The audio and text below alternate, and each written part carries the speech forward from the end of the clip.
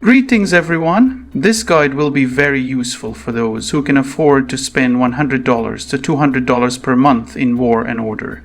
We call them low spenders. They're not quite mid spenders, but they still invest a decent amount in the game. War and Order can be costly, but if you want to get the most benefits from your spending, this guide is for you. So now let's start with the best events and bundles that you should never skip. In general, there are some really good bundles, but the most valuable ones are the monthly bundles. Why do I call them monthly bundles?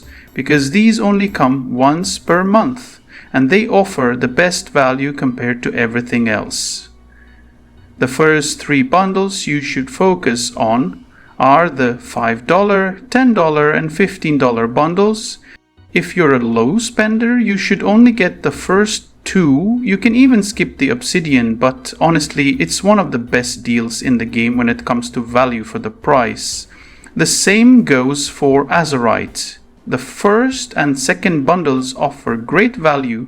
However, I highly recommend going to the benefits pack and getting the monthly Azerite card if you're looking for a consistent supply of Azerite.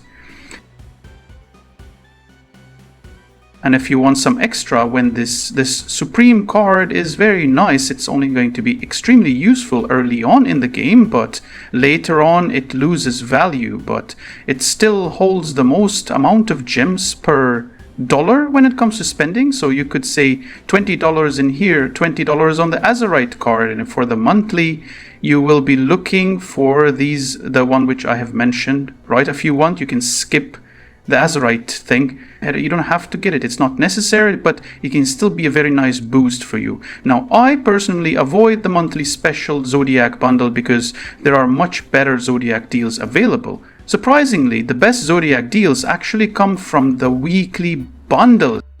You always need to pay attention to the limited section because sometimes it includes very decent bundles that are worth getting.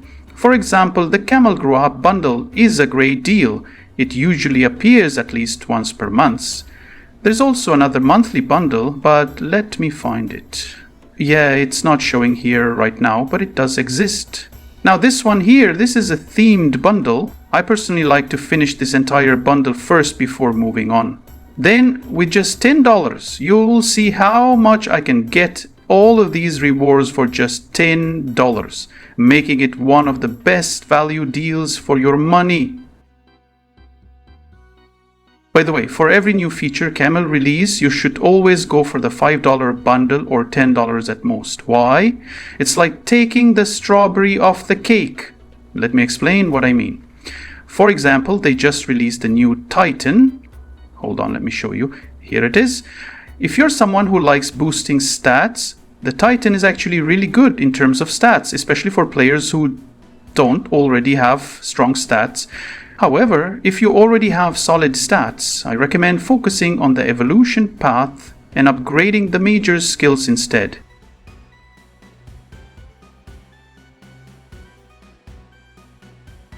Let's take a look here so I can show you the talents that will benefit you the most.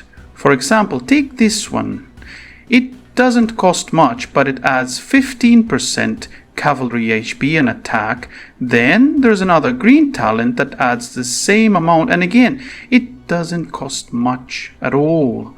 Not only that, but you can also go for the second one, which adds extra archer attack, and so on. This is exactly what I mean by taking the strawberry off the cake. You don't have to go crazy with upgrades. Just getting the first couple of levels in each feature is usually very worth it. Even when you unlock the Star Palace, you will have new features like Ursa and Perseus. You can finish the green talents and you don't even need to go through the blue ones. Usually just grabbing the first couple of levels gives you the most experience and value. After that, you should focus on bundles that help with artifacts as they will give you the most long-term benefits. For example, there's one bundle that comes weekly, the weekly specials bundle. This one costs less than $5 and gives you 5 fragments. You don't have to go crazy, you can just pick these up once a week or even once a month. With $100 to $200 per month, you'll be in a very strong position and you'll easily outperform most free players and low spenders who don't know where to spend their money. That's basically it, guys. If you want a spender guide for medium spenders or even high spenders, let me know in the comments and I'll make a guide for you. Yeah, that's it, guys. Have a wonderful day.